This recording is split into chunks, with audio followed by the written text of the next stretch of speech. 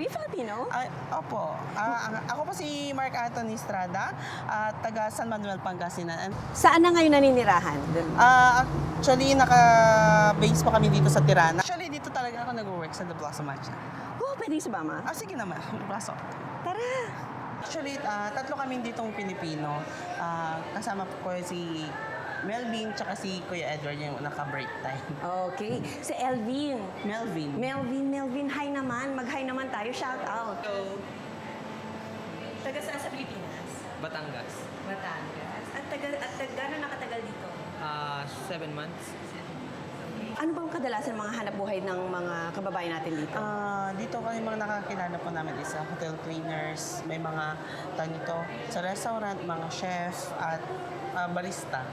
Yun po. Ano naman ang mga challenges mo or struggles nung unang mga buwan dito sa Albania? Nung unang buwan talaga, ang unang-unang hinanap ko talaga is saan ang bilhan ng rice. Kasi dito sa Riparian is no rice basis sila. Kaya yun, naghanap ako ng mga market na may nagbibenta ng rice which is cheaper but good quality. Okay. Matagal ka na ba nag-abroad? 4 years, pero dito, 6 months.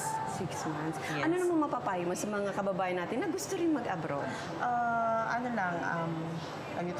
Self-confidence, kailangan matibay talaga, and kondisyon ng katawan. Kasi yung talaga, pag nag-abroad ka, always, iwasan na magkasakit. Tell us more about your background bago ka makarating ng Albania. Ayun, so nagtrabaho ako sa Jollibee in the Philippines for 4 years. Then, nagtrabaho din ako sa Baguio as helper sa kitchen.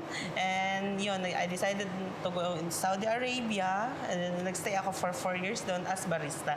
Then, may job opportunity papunta dito sa Albania.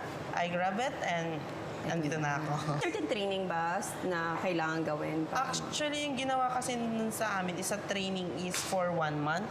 So, yung senior barista doon is talagang tinutukan kami. Sabi nila, kung kahit hindi mo pinag-aralan yan, matututunan mo as long as willing ka talagang matutunan yung pagiging barista. And yun, inaral namin, nag-practice training and everything. Sa umabot ng 4 years.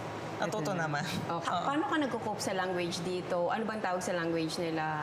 Yung Albanian words nila, yung ship ba yun? Pero ito, hindi pa ako totally pero willing kasi may Albanian cashier kami. So, tinuturuan na kami kung paano yung mga basic na salita, lalo na kasi kailangan, pag nasa frontliner ka kasi kailangan matuto ka sa mga salita na especially hindi totally marunong sila sa English. Ano isa sa mga culture shock mo pagdating mo dito sa Albania? Yung nila, kasi nag-search naman ako before ako pumunta dito, kaya ang isa lang na is yung sa talagang no rice basis sila, more on breads, yung Mediterranean foods, yung mga nila. Kaya okay, pero yun, nahirapan talaga ako ng struggle. Actually, bago kami pumunta dito, na alam na namin, ang ginawa namin, nag-bring kami ng like 2 kilos of rice from Saudi. Kasi for survival at until makakahanap kami ng store na nagbebenta ng rice. Kasi rice is life. Yes. Paano mo naman nilalabanan ng homesickness?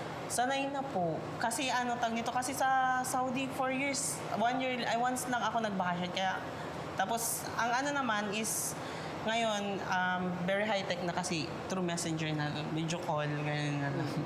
Kaya yun, minsan, gustong umuwi, pero kailangan. Ayun. Bakit? Anong kailangan? Kaya mag-ipon ng pera.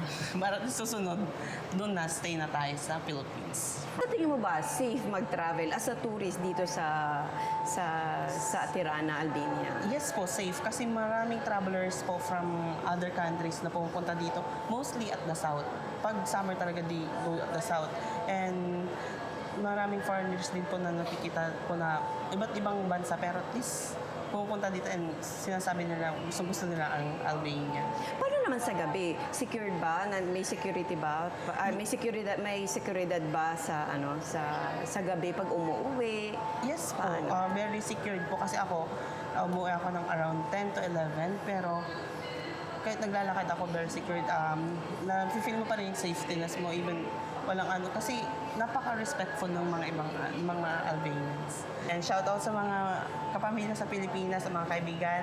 And sana makabisita kayo dito sa Albania at sa ibang bansa. Shoutout din sa ating mga Filipino abroad. Ayan, shout out po sa Filipino abroad and Filipino community. Ayun po, lagi po tayong stay strong, stay healthy. Ganun.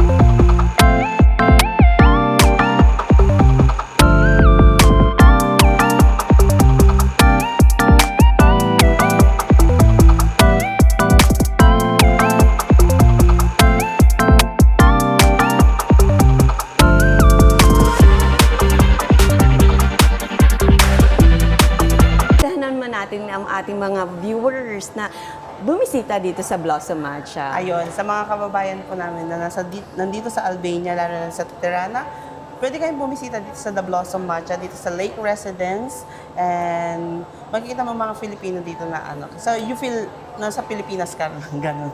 Thank you! Salamat! Look at this! The Blossom Matcha!